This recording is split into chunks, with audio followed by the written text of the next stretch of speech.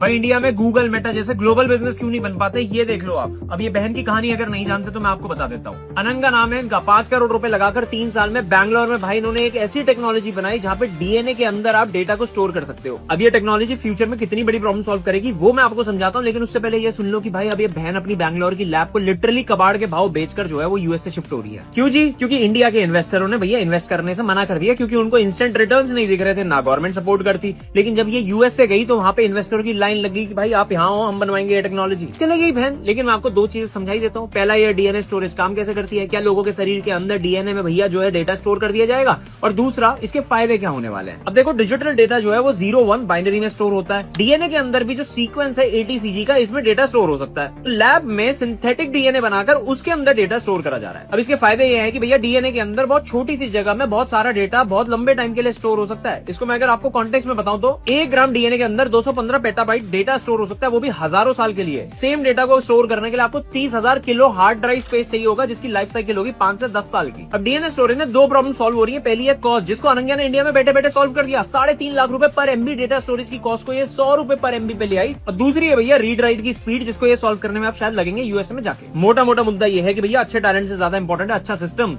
इसको आप ऐसे समझो कि भैया एक अच्छा ड्राइवर नैनो के अंदर बैठकर एक एवरेज ड्राइवर बीएमडब्ल्यू वाले को हरा नहीं सकता रेस में। तो भाई इंडिया ग्लोबल टैलेंट तो बहुत प्रोड्यूस कर पा रहा है, ग्लोबल कंपनी एक भी नहीं बना पा रहा, और उसका रीजन है इकोसिस्टम।